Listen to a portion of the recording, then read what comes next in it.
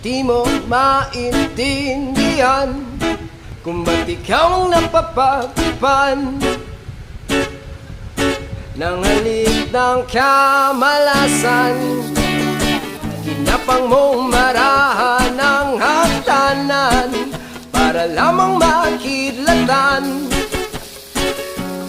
sa kaitaas-taasan. Ngunit kaibigan, huwag kang magpapasindak.